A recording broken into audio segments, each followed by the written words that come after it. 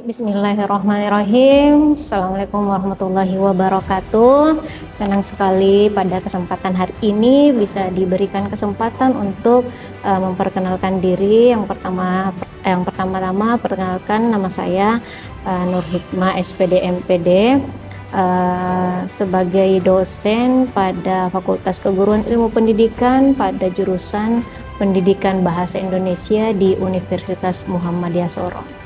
Baik, pada kesempatan kali ini saya akan mengajar terkait dengan mata kuliah Folklore Papua dengan 2 SKS yang ada pada semester 4. Baik, pada mata kuliah ini saya akan melakukan perkuliahan selama 16 kali pertemuan, 14 kali pengajaran, 1 kali UTS, dan 1 kali UAS. Seperti itu. Baik, pada capaian pembelajaran mata kuliah atau CPMK, yang pertama adalah menjelaskan konsep teoritis atau ruang lingkup, kemudian fungsi, serta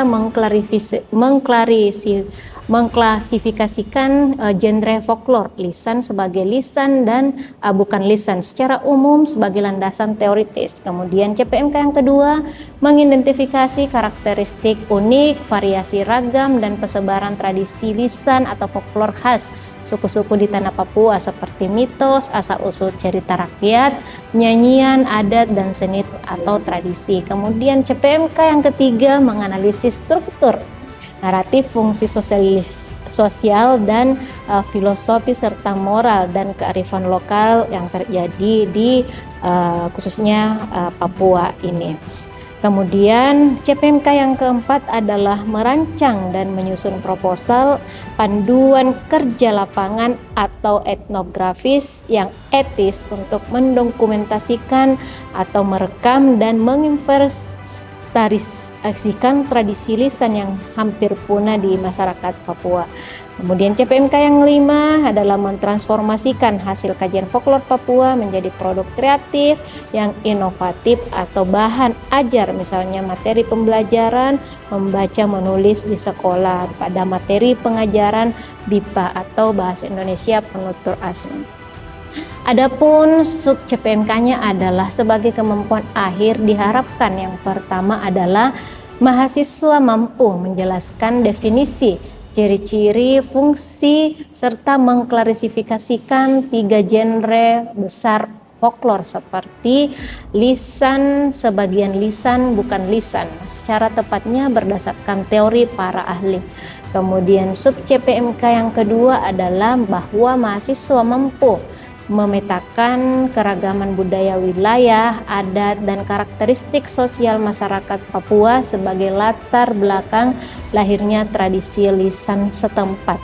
Kemudian sub CPMK yang ketiga bahwa mahasiswa mampu mengidentifikasi dan membedakan jenis folklore lisan Papua seperti mitos, legenda, dongeng, dan nyanyian rakyat dari berbagai suku, misalnya Imeko, Me, Blak, Marin, dan lain-lain. Kemudian sub CPMK yang keempat bahwa mahasiswa mampu menganalisis bentuk folklore sebagai lisan seperti permainan tradisional, upacara adat, dan bukan lisan seperti arsitektur, rumah adat, seni ukir maupun seni rupa Papua. Kemudian sub CPMK yang kelima, mahasiswa mampu menguraikan unsur intrinsik dan struktur naratif seperti tokoh, alur, latar teks, cerita rakyat Papua dengan menggunakan pendekatan strukturalisme. Nah, adapun CPMK yang keenam, mahasiswa mampu menggali nilai-nilai moral, karakter, teologi lokal, dan kearifan lingkungan atau ecological wisdom yang tersirat dalam folklore Papua. Kemudian sub CPMK yang ketujuh, mahasiswa mampu merancang instrumen pengumpulan data, pedoman wawancara berupa observasi, dan menerapkan etika penelitian seperti izin adat, informed konteks sebelum terjun ke lapangan. Kemudian sub CPMK yang ke-8, mahasiswa mampu mendokumentasikan tradisi lisan melalui rekaman berupa audio, video atau transkripsi teks dari informan penutur asli secara valid.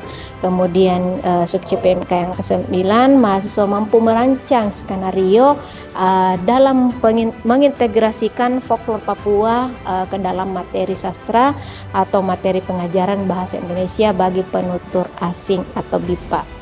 Kemudian yang terakhir adalah mahasiswa mampu memproduksi dan menyajikan luaran kreatif seperti draft, buku cerita bergambar, modul ajar digital atau video dokumenter pendek berbasis folklore Papua sebagai bentuk pelestarian budaya. Ini mungkin yang bisa saya sampaikan.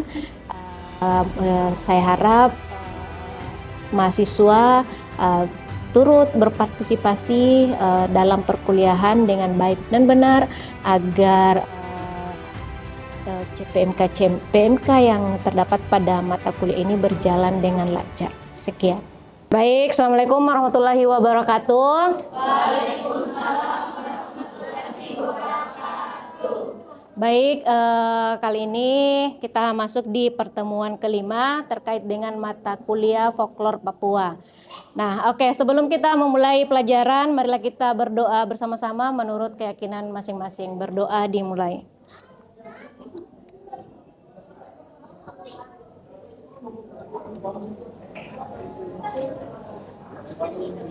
Oke, selesai. Baik, pada mata kuliah sebelumnya Ibu sudah menyampaikan terkait dengan pengertian folklore Papua dan ciri-ciri folklore itu sendiri. Namun sebelumnya Ibu sampaikan bagi masing-masing ketua kelas tolong di absen sesuai dengan teman yang hadir. Baik, untuk absennya Ibu juga tetap absen di siakatnya Ibu, tapi untuk lebih biar teman-temannya yang terlambat bisa kalian absen ulang supaya Ibu ada laporan juga. Baik, pada pertemuan kali ini kita akan membahas terkait dengan dongeng dan fabel dari Tanah Papua. Perhatikan, jadi dari karakteristik ikonik itu pernah nggak dengar burung cendrawasih? Oke, kanguru pohon? Pernah juga. Siapa di sini yang orang asli Papua? Ada? Ada? Oh ya, banyak ya. Kalau kanguru pohon itu? Mana yang tadi bilang pernah dengar kanguru pohon? Apa? Kuskus. Beda. Baik. Ini berdasarkan karakter ikonik bahwa Tanah Papua itu identik dengan pertama burung cendrawasih, kemudian kanguru pohon dan representasi faunanya. Kemudian fungsi folklore dalam Tanah Papua itu menyampaikan etika, kearifan lokal, identitas bangsa. Kalian pernah nggak dengar bahwa burung cendrawasih itu konon katanya adalah seorang wanita cantik yang dikutuk? Pernah dengar? Pernah nggak? Pernah tah? Jadi konon katanya burung cendrawasih yang ada di Papua itu adalah seorang perempuan. Perempuan yang cantik. Dia dikutuk karena katanya ya, dia mau dinikahkan tapi dia tidak mau. Akhirnya dia lari dan dikutuklah jadi burung cendrawasih. Jadi kalau lihat burung cendrawasih berarti itu adalah seorang, bukan putri, seorang gadis cantik yang dikutuk. Gitu. Kemudian fungsi folklornya itu menyampaikan etika. Etika apa yang disampaikan burung cendrawasih itu yang dikutuk? Kira-kira apa penyampaian etikanya? Penyampaian dari burung seorang wanita ini yang dikutuk. Apa yang bisa disampaikan? Kenapa? Membantah. Bahwasanya perjodohan itu yang namanya kita Menyukai lawan jenis, jangan ada paksaan. Seperti itu. Nah, kearifan lokal. Kearifan lokalnya yaitu bahwa Papua itu identik dengan burung cendrawasih. Identitas bangsanya kuat. Kenapa dikatakan kuat? Karena ini sudah terkenal. Kalau orang menyebut burung cendrawasih, oh Papua. Gitu. Oke, lanjut ya. Ini hanya pengantar untuk masuk di tradisi lisan. Jadi folklore itu tradisi yang diwariskan secara turun-temurun melalui lisan. Perhatikan, folklore tradisi yang diwariskan secara turun-temurun melalui lisan. Fungsi ritualnya mengiringi upacara sakral adat, kemudian media komunikasi secara spiritual, kemudian secara kemurnian cerita ada pelafalan lisan yang presisi, kemudian yang kedua adalah menjaga keaslian sejarah. Eksplorasi nyanyian adat. Dari nyanyian rakyat ini dalam ritual adat Papua bukan sekadar hiburan, bukan juga sekadar instrumen, melainkan sebuah nilai yang suci. Pernah ada di sini orang Papua yang tahu lagu Papua, tapi pakai bahasa Papua? Ada? Siapa namanya? Tidak tahu. Ada lagu Papua tapi bahasa Papua. Apa namanya kalau bahasa Papua? Coba berdiri. Suku Aimaru. Lagu. Coba menyanyi. Nanti nyanyi bahasa Indonesianya lagi. Nggak usah. Nari le kontai puya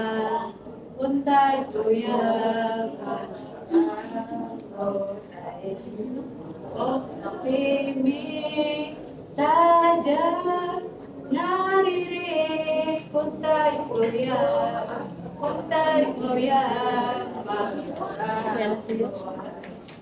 Oke, baik, siapa namanya? Oke, tepuk tangan dulu untuk Sofika. Oke. Pasti tahu artinya kan? Jadi dia bercerita tentang apa itu? tentang burung. Burung apa? Kalau Papuanya bilang burung cendrawasih, kalau di kita punya daerah bilang burung kafu. Oh iya, oke. Burung itu bercerita tentang apa? Dia kenapa? Itu ada bahasa Indonesianya juga ibu, kalau penyanyi bisa. Ininya aja dijabarkan aja apa maksud dari nyanyi itu, lagu itu. Jadi kayak itu tuh saya bilang mama bapak kan dengar burung ada menyanyi di atas gunung gitu. Oke. Ya terus? Itu ya suaranya merdu. Oh, oke. Seperti itu ya. Oke. Baik. Itu jadi bukan sekadar nyanyian, jadi mungkin ada nilai yang terkandung di dalamnya. Jadi kalau mama bapak ada burung yang menyanyi, berarti burung itu pasti menyampaikan pesan di dalamnya. Itu yang dinamakan dengan nyanyian rakyat. Jadi nyanyian rakyat itu lagu yang di dalamnya terdapat pesan-pesan nilai leluhur. Oke, kita skip ini aja.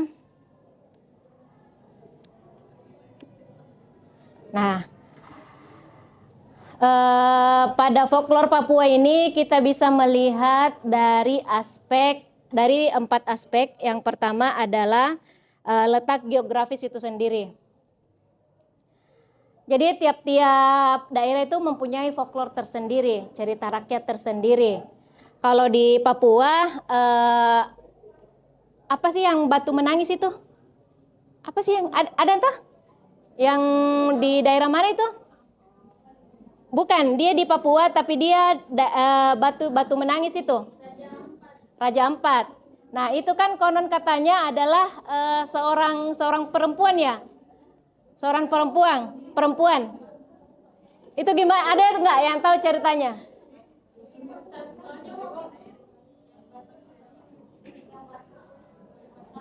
Oke, kalau maling kundang itu di mana? Kalimantan atau Sumatera? Nah, itu kan batu itu karena dia bentuknya seperti manusia yang bersujud. Nah, orang percayanya bahwa itu adalah seorang laki-laki yang durhaka kepada ibunya.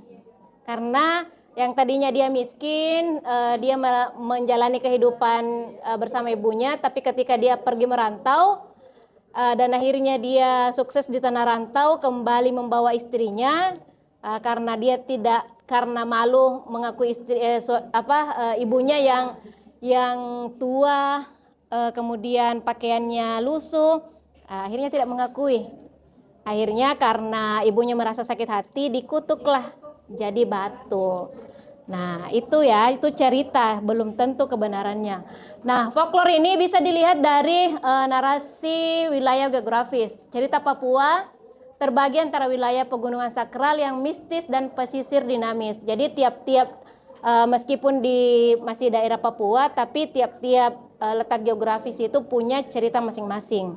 Kalau di daerah pegunungan lain lagi ceritanya, kalau di pesisir pantai ada lain lagi ceritanya. Kemudian yang ketiga adalah pengaruh alam lingkungan. Nah, pengaruh alam lingkungan ini sangat memengaruhi budaya lokal, di mana narasi dibangun berdasarkan kekayaan ekosistem dan hubungan harmonis manusia dengan tanah.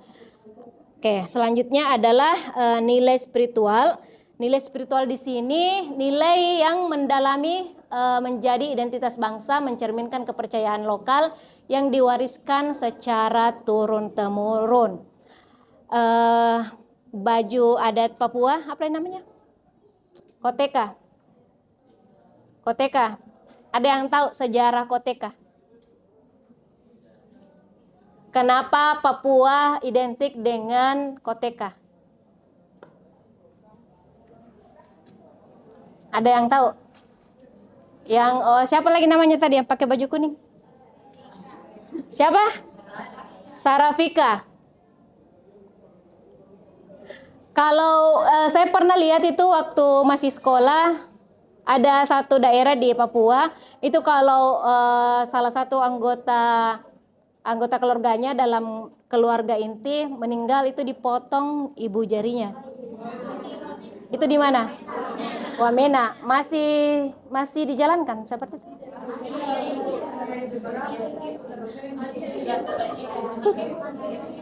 Masih ya? Masih kental dengan adatnya. Iya. Oke. Itu kan kenapa dia mengadakan seperti itu, sebagai bentuk penghargaan. Oke, jadi sampai di situ ya terkait dengan karakteristik ciri-ciri folklore yang ada di Papua. Tadi apa yang pertama? Geografis, kemudian apa? Lupa. Spiritual, dan yang terakhir ada identitas lokal. Baik. Sampai di sini ada pertanyaan? Saya Ibu. Oke. Pertanyaan saya Ibu, apa perbedaan antara mitos, legenda, dan dongeng? Apa perbedaan antara mitos, legenda, dan dongeng? Pertama, mitos ya.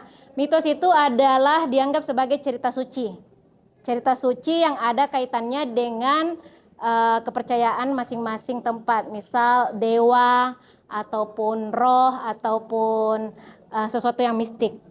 Itu tapi dianggap suci. Artinya kalau dipercaya bisa terjadi. Gitu. Nah, kalau legenda bisa saja sesuatu yang terjadi tapi berhubungan dengan suatu tempat. Maling kundang berarti di Sumatera, itu legenda. Sebuah pembelajaran bahwa kita tidak boleh jadi anak durhaka, apalagi durhaka kepada ibu, orang tua. Nah, yang terakhir adalah dongeng. Dongeng ini sifatnya suatu cerita tapi dia lebih ke menghibur. Dia sifatnya ke menghibur aja. Ada yang tahu contohnya? Oke, si kancil dan si buaya, misal. Apa tadi? Kancil yang cerdik, kemudian buaya yang gampang ditipu, dibodok-bodoki. Seperti itu, karena si kancil mau ke seberang sana, ke rumah Raja Sulaiman, akhirnya Dia menipu buaya. Saya kalau sudah dari sana, saya bawakan kamu makanan. Kalian berjejer supaya bisa lewat. Tapi ternyata itu hanya tipuan belaka. Oke, ada lagi pertanyaan? Tidak ada ya? Oke, kalau tidak ada pertanyaan, kita sudahi pertemuan kali ini. Sampai bertemu di pertemuan mendatang. Oke, kurang dan lebihnya mohon dimaafkan. Assalamualaikum warahmatullahi wabarakatuh.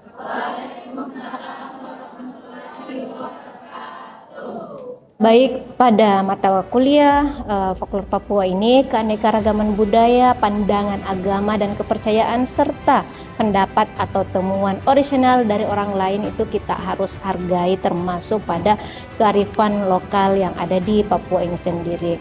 Nilai struktur dan kearifan lokal yang terkandung dalam tradisi lisan serta folklor kita harus mampu menerapkan secara logis, kritis, sistematis dan inovatif dalam konteks pengembangan ilmu pengetahuan yang menerapkan nilai humaniora serta bidang keahliannya.